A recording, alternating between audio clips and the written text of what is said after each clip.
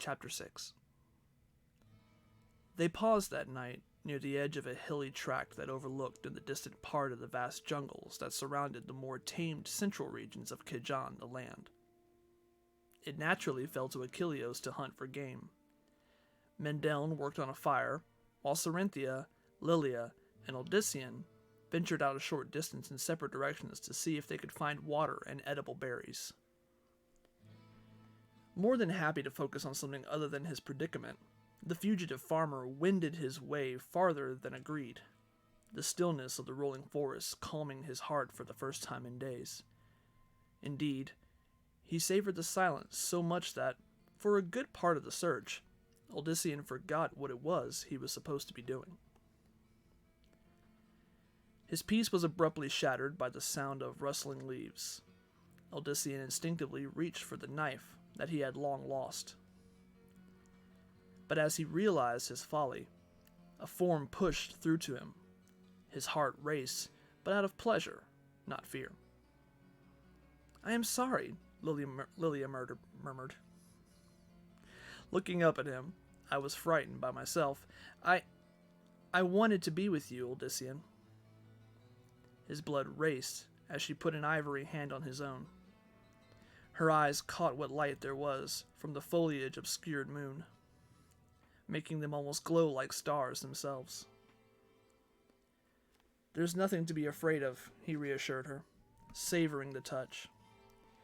"Tomorrow, things will be better. You'll see."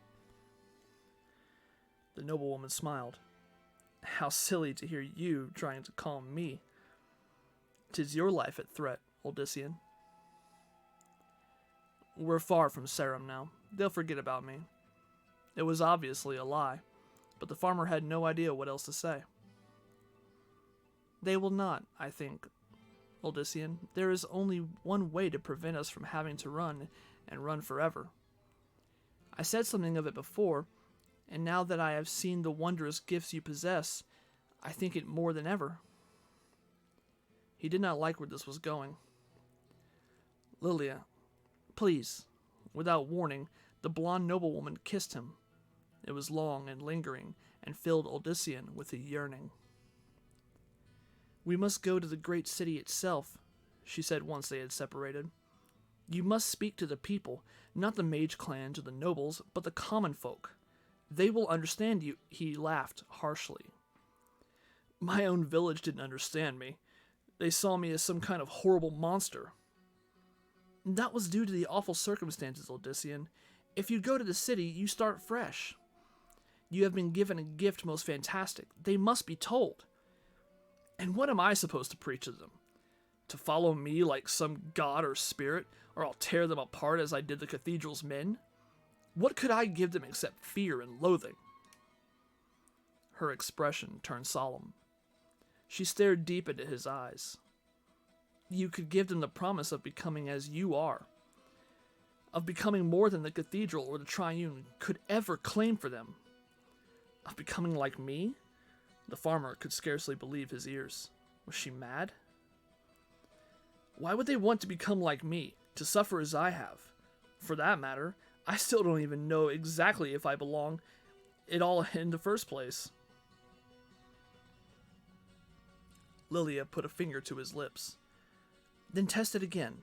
One last time. Here and now. Test the final proof."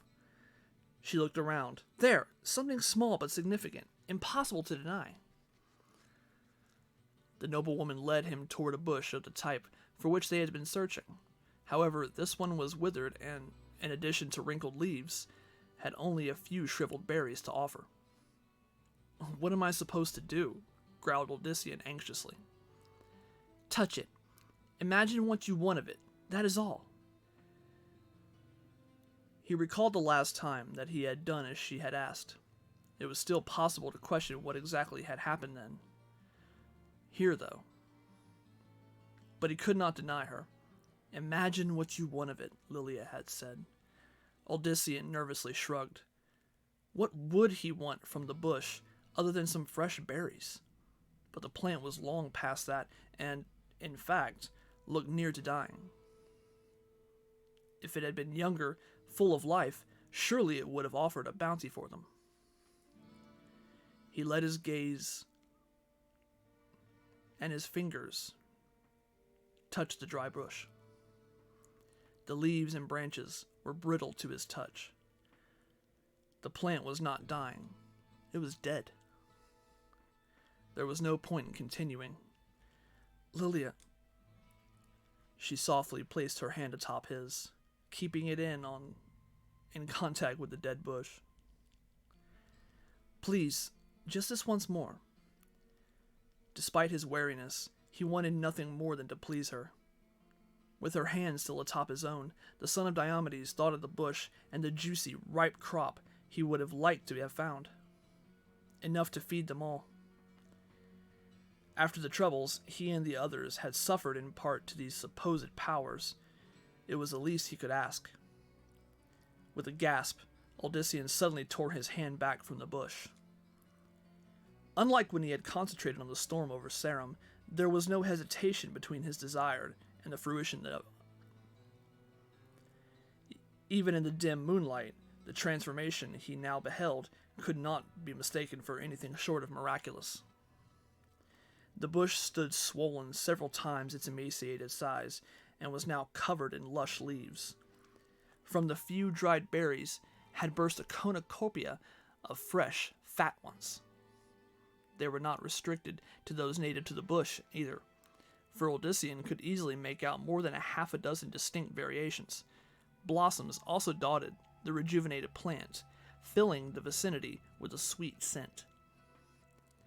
In comparison to the storm, it was a small thing, this transformation, but it forever put to death for the farmer any doubt that he wielded powers beyond his imagination. And that very realization made him tremble as he never had before, not even when facing the guards of the cathedral. "Why do you shake so?" asked Lilia, coming around him. "Look!"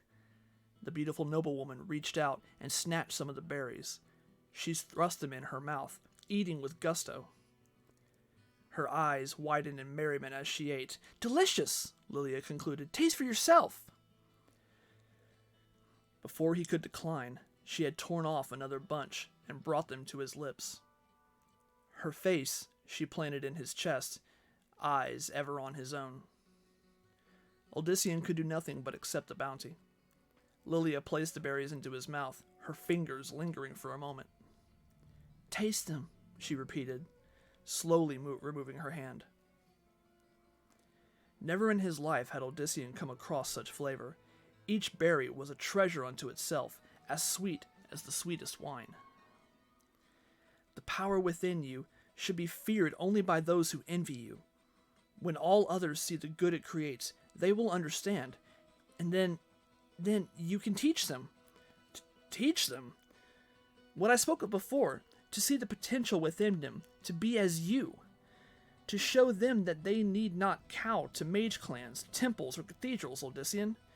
To know that within each is a glory beyond the conceiving of any would-be prophet or cleric. She halted. "I speak from knowledge, my love. You can show them the way. I know it. Watch. Watch!" The noblewoman reached out to one of the blossoms, touching it softly with the tip of her index finger.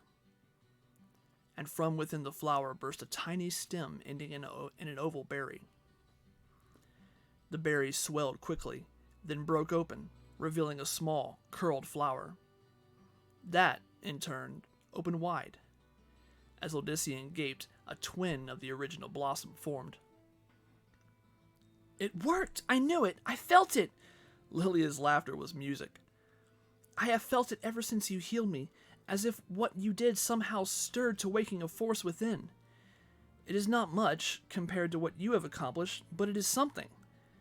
She turned to him again, her voice taking on a determined edge. "You woke it in me, my love. Therefore, you can do the same for others. No false prophets will be able to fill their ears with lies after what you have done. No one will ever be given empty promises, useless hopes, and all because of you." Her words swirled around him, both daunting and tempting. In his mind, the farmer relived the deaths of his family and the cloying ways of the clerics who had come to take advantage of his grief. His anxiety and fear gave way to outrage again. Lilia pulled his face down to hers, her lips barely an inch from his. How many more are there who have suffered like you, my dear Odyssean? You could see to it that it never happens again. No more clerics, no more triune, no more cathedral of light. Men would depend on themselves, guide themselves. The son of Diomedes grinned. He liked the sound of that. And I, Lilia breathed, I will stand with you at all times, the two of us always together, always one. She kissed him long and longingly, then led him to the soft ground. Cerynthia huddled by the fire, on a small cloth her meager find. Most of the berries were hardly edible, but at least they were there. She had found a few flowers worth eating too. Mendeln stood across from her, peering into the dark beyond the campfire. Achilleos was unexpected for a time, but Odyssean and Lilia should have been back by now, and both there knew it. Mendeln only worried about his brother's safety, while the thoughts of the trader's daughter were far more complicated. She's with him, Cerynthia murmured, her tone hinting of an emotion that Mendeln ever found uncomfortable. Women in Sarum had never found him of interest, and he, in turn, had figured out exactly how to change that. It is possible, I suppose. He tried to change the subject. I hope that Achilleos can catch at least one rabbit. There was little but dried ration in the guard's saddlebags. I worry about him, Mendeln, she went on. When that woman is with him, Odyssean loses track of reason. Surely not. I know my brother well. Cerynthia abruptly rose, causing her companion to step back in surprise. All she's got to do is whisper in his ear, and he follows her like a puppy. Love will do that, he replied, before realizing just what he had said. To his horror, Cerynthia gazed at him as if he had just shoved a dagger into her heart. What I mean to say is... Thankfully, his babbling was interrupted by the arrival of not Odyssean, but Achilleos. The hunter carried 2 rabbits and a bird in his left hand and wore a smile on his face that evaporated when he noted Cerynthia's expression. Sari, what? He looked from her to Mendeln, and the burning gaze was enough to make Odyssean's brother feel like the next quarry in Achilleos' hunt. You told her? Mendeln, how could you? Sari, I'm so sorry about your father...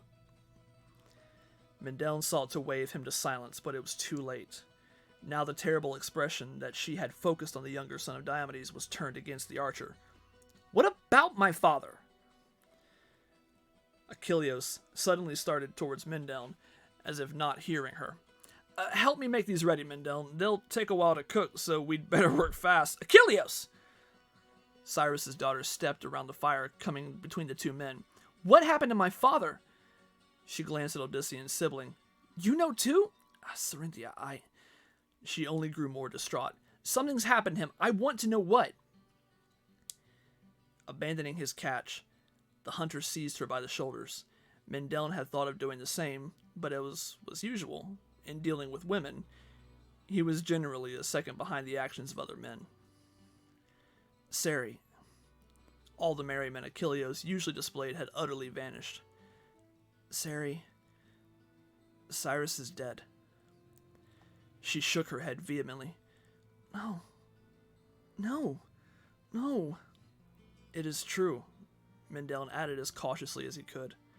It was an accident. How? Odyssean's brother hesitated, a portion of roof torn off by the wind.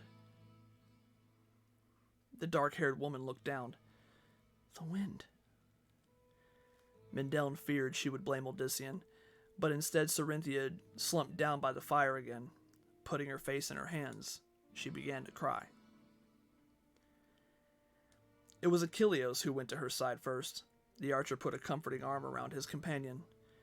There was nothing but compassion and concern in either his expression or his actions.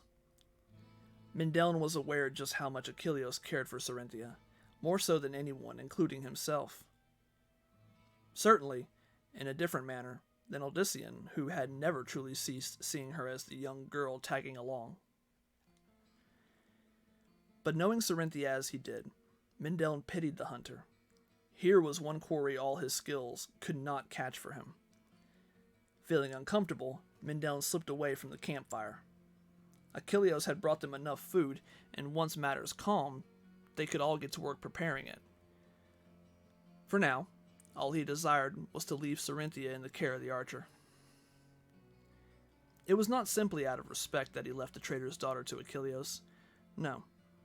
As he slipped into the dark woods, Mindelln knew that he had departed as much for the sake of his own mind. What would he have said next to Sarinthia? That her father had been calling for her after his death? That he could have sworn that he had seen Cyrus standing above the wreckage of his own body? Slumping against a tree, Mindelln tried to understand what was happening to him. The blackouts, the dirt on his fingers, and finally the voice and the vision. They all pointed at madness. Yet, what he had witnessed around his brother could have also been called that. Certainly Odyssean had appeared to think so. And Odyssean had clearly been wrong. Mindelln carried proof of that himself. The savage scar left by the whip was no more. It had healed, possibly during his brother's flight from Sarum. Certainly by the time they had stopped for the night, it had utterly vanished. Although the night air was cool, Mindelln felt the sweat dripping down his face. Wiping it away, he tried to calm himself. His brother needed him more than ever. He had to focus only on that. Only on... He was being watched. Mindelln spun to his right, and in that moment glimpsed a figure in black robes in what seemed an odd, segmented armor. The face was utterly obscured by a tremendous hood. Then, just as the shade of Cyrus, the figure was no longer there. It was too much for him. Whirling back in the direction of the camp, Mindelln started to run. A huge shape dropped down from the trees, landing on all fours in front of the farmer. Even crouched, it was nearly as high at the shoulder as Mindelln was tall, and when it stood, even hunched over, it was more than half again his height. The thing opened a mouth much like a frog's. The dim moonlight could not hide from the human the row upon row of dagger-like teeth, and the thick tongue darting from within. Above, half a dozen black orbs glistened with an unholy light of their own. It rasped, extending two appendages ending in sharp claws as long as the human's hand. Behind the monstrosity, a thick tail slumped eagerly against the ground. "Come to meat." Mindelln had no intention of obeying, but his body evidently had other, more horrific notions in mind. First one foot, then another, slowly, inexorably, dragged him toward the waiting talons of the fiend. A stench filled his nostrils, the smell of what seemed 100 years' worth of rotting carrion. The thing waited as he neared it. It could have already ripped out his throat or disemboweled him, but from its rapid breathing, clearly enjoyed the fear rushing through its victim. Mindelln wanted to cry out, but could not. However, as the creature loomed over him, its maw dripping with saliva, an image flashed through Mindelln's mind, an image of symbols familiar to him. They were akin to those on the ancient stone to which Achilleos had led him, with some new ones mixed in. Oddly, where last time he had utterly failed to make any sense of them, now Mindelln knew how to pronounce each, which he did without urging. The giant creature suddenly let out a snarl of confusion. It turned from Mindelln, looking past him. One talon appendage thrust just next to the stunned human. The beast sniffed the air, its mood clearly much angrier. Only then did the farmer realize that the fiend was now blind. Mindelln also realized that he controlled his movements again. Not questioning his good fortune, he cautiously stepped away to the side. The beast turned, and away from him. Holding his breath, Mindelln took another step further on. He must have made some sound, for the fiend spun in his direction and swiped the air with one massive paw. Although Mindell moved as quickly as he could, the tips of one talon caught the sleeve of his garment. He twirled helplessly in a circle before crashing to the ground. At the same time, his mind for some reason took objection to the fact that the demon could hear. Somehow, Mindell felt that the blindness should have been accompanied by a deafness as well. The creature reached for him. There was a shout, and then hiss of an arrow. Mindell heard a thump, followed by a furious snarl from his inhuman attacker. He felt the beast turn from him. "Move, Mindell!" Achilleos called. "Move!" He obeyed, but not without shouting back, "The eyes! It is blind for the moment, but shoot the eyes!" Likely, he had not had to tell the trained hunter what to do, but Achilleos had saved him, and Mindell owed his friend what little aid they could give him. The sudden sightlessness of the beast was the only advantage that they had at the moment, if even that could be called so. "More meat," mocked the thing. "Where are you?" Achilleos let loose with another arrow, but although blind, his target somehow sensed it coming and moved aside. The wooden shaft bounced harmlessly off its scaled hide. Mindell saw only that the first bolt struck in the monster just under the arm, where the flesh was less covered. Achilleos had been fortunate with that initial attempt. The rest of the creature's form was very much protected. As the archer readied another shot, the abomination leapt like a frog in his general direction. However, from the monster's side, Cerinthia lunged forward, gripping in both hands a thick, burning branch from the fire. Had the giant been able to see, she would have surely perished, but instead the blindness enabled the trader's daughter to bring the flames right against the vulnerable orbs. A howl that tore into the very core of Mindell's soul ripped through the area. A new stench filled the air, that of burning flesh. The injured fiend swung wildly. Cerinthia could not escape his reach. His talons slashed her back. She crumpled, then lay still. "Sari!" Like a man possessed, Achilleos fired upon the beast. This time, he caught it in one of the other orbs.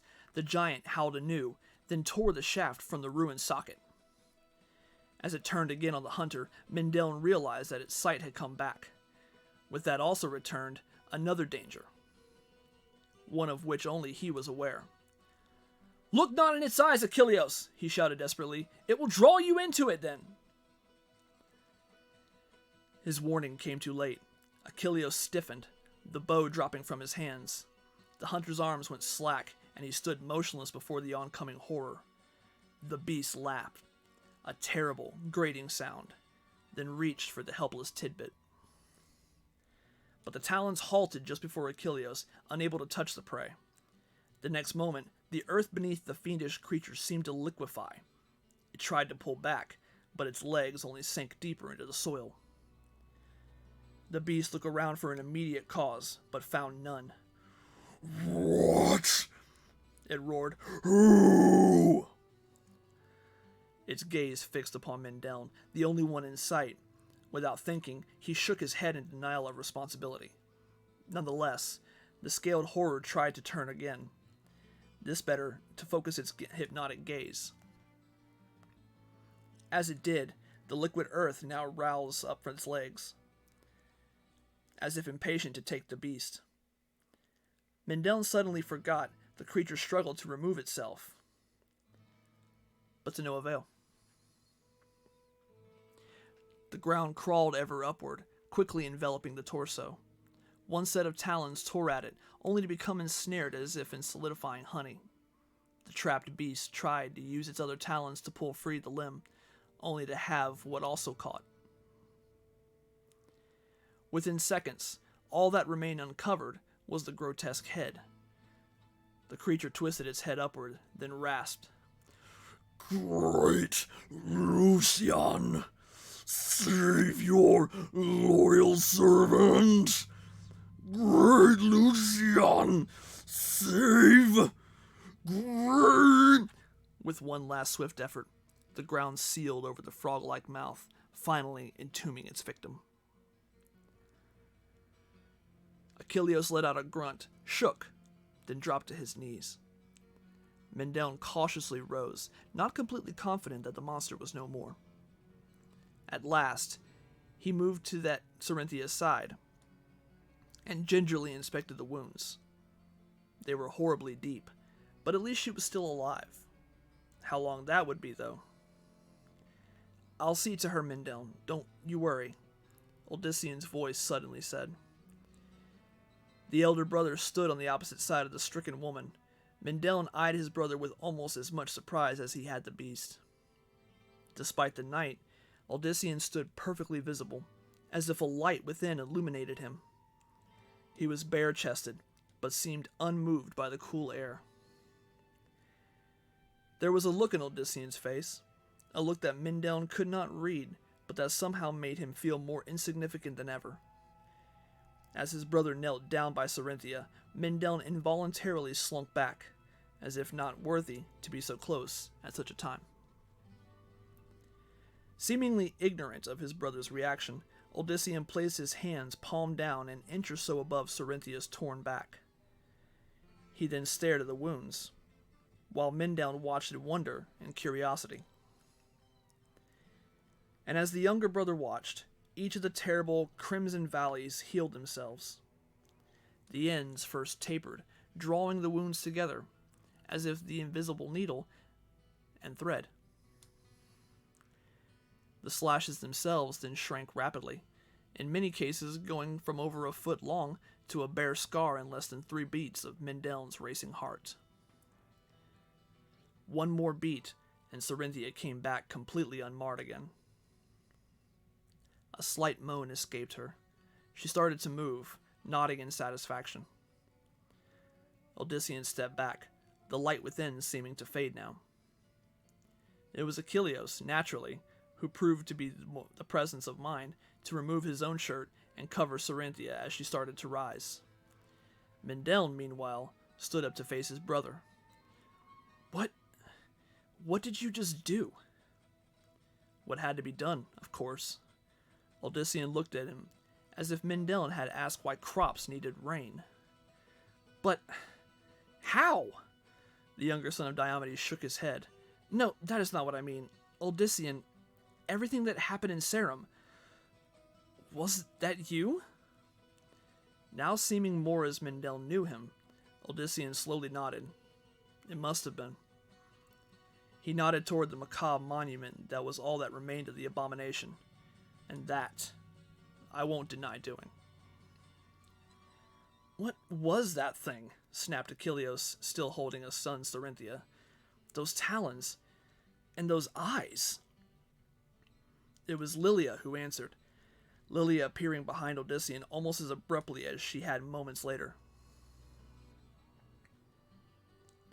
The noblewoman wrapped her arms possessively around Mendeln's brother, saying, "It is the murderer they sought in Sarum, obviously. The fiend that slew the 2 missionaries. What else could it be?" Odyssean, Achilleos, and Cerinthia took her answer to heart, and even Mendeln had to admit that it was an obvious statement. Certainly the condition of the one acolyte's corpse made sense when seeing the horrible talons. The creature was also cunning, even speaking the tongue of men with ease. Surely it had frozen each victim with its gaze, then done its foul work. It also moved extremely fast, which would explain the short time between the murders. Yet, he found himself not entirely convinced. More to the point, something else about the abomination disturbed him. "But how does it come to be here? We are far from Sarum." "Why, it followed Odyssean, naturally. After all, everyone thought that he was the one to blame. If it slew him, then no suspicion of its foul existence would remain." Again, another reasonable explanation, but for some reason, Mendeln could not see the creature pursuing Odyssean so far just for that. There had never been any suggestion by either the village or the Master Inquisitor that such an unnatural beast could be responsible. Everyone had thought of the murderer as human, and far too many had assumed it to be Odyssean. Something else came to mind. It called to somebody, he blurted. At the end, it called to somebody. Aye, interjected Achilleos as he helped Cerinthia to stand. I heard it too. Lilia's grip on Odyssean tightened. It was nothing. But the elder son of Diomedes nodded to Mindeln. I heard too, but the name escaped me. Mindeln concentrated, reliving the moment. Great Lucian. Lucian! For some reason, merely speaking it made him shudder. That was the name. Unfortunately, knowing it meant nothing to him, nor did he see any recognitions on the faces of anyone else. Not even when Mindeln studied Lilia's as close, and as surreptitiously, as possible, did he see any hint of knowledge. He must be with one of the mage clans, Odyssean suddenly declared, his eyes brightening dangerously. The murdered ones were emissaries from the temple and the cathedral. Who else would hunt such? Yes, Lilia immediately agreed, sounding to Mindeln's ears as almost pleased with his brother's quick thinking. The mage clans, surely them. Do you not agree, Mindeln? She gave him a smile, such as he had never seen her, and only so far reserved for his brother. Mindeln felt himself flush. The mage clans, he blurted, nodding at the same time. Of course. Yet, Mindeln wondered why any of the mage clans so desperate to hold their own against each other would bother with two lowly emissaries in a backwater village. Everyone else seemed satisfied. Odyssean looked around at the others as if they were only his children. We can worry about that later. This only proves my decision the right one. Mindeln had a bad feeling. Your decision? Sarum is part of my past now, not my present or future. As Odyssean spoke, Lilia, leaving one arm around his waist, moved to his side. I never asked for this, but something's granted me a gift. A gift? You call what happened a gift? Hush, Mindeln. He looked in surprise at Cerinthia, who was the one who had spoken. Of all people there, Odyssean's brother would have expected her to call the things that had happened horrible, certainly not a gift.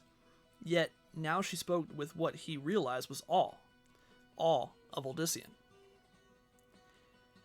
Mindeln looked to Achilleos, but the hunter did not appear willing to contradict the emotions of the woman he loved. He kept his expression set. A gift, yes, Odyssean went on, as if Mindeln were a small child in need of simple words. Something inside all of us, in fact. He paused, smiling. Let's get back to camp. I'll explain everything. Then, as soon as we're done eating, we need to get some rest. After all, the journey to Kajan will take several days riding. Kajan? Mindeln nearly choked on the name, so unexpected was it. They were now going to Kajan? But what about the sea? Kajan, Odyssean repeated, gazing down at Lilia. Where best to begin changing the world. As he and the noblewoman drank in one another, Mindeln looked in dismay at Cerinthia and Achilleos. The world? Had he just heard his brother correctly? Even help, but, to his dismay, the trader's daughter seemed caught between her awe of his new Odyssean and her jealousy of Lilia. While the hunter only stared longingly at her, no one but Mindeln seemed to grasp the enormity of the moment properly. No one but he seemed to understand that his brother was surely heading toward his certain doom, and very likely taking the others with him. Malik angrily shut the tiny jeweled box he had been given by the Primus. The green circular gem situated in one of the 4 slots had crumbled to ash but a moment before, signifying its sudden worthlessness to the high priest. The hunter he had summoned was no more. But anger mixed with growing interest, for he had been sent to investigate emanations felt by his master.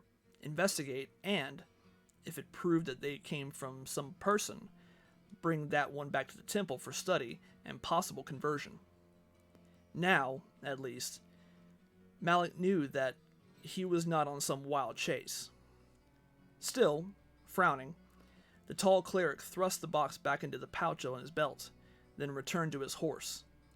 A hooded, armored peace warder handed Malik the reins, then retreated to his own mount. Behind them, a full score more well-armed warriors of the faithful sat ready to ride wherever their leader commanded, and do whatever was necessary. They, of course, did not understand the entire truth concerning the Temple of the Triune, but they did understand enough to know, like Malik, that to not succeed in this mission was unthinkable. Malik eyed them, seeking any weakness or hesitation. They looked ahead. The dark of night did not affect him, a gift of the Primus. Malik saw the path ahead as perfectly as he did during the day. Soon, the High Priest thought. Soon. They were not far from their goal. The steeds granted them by his master swifter than any. Their appearance might be that of sleek black stallions, but that was mere illusion for the foolish masses. No mortal animal could have covered so much ground in so little time. Forward, Malik commanded, urging his own beast on. The prize was not far. A demon might fail, but the High Priest could not. Malik had not risen to be the Primus's right hand without effort. His hands were stained with the blood of his rivals, both figuratively and truly. He would succeed. Again, there was no other choice.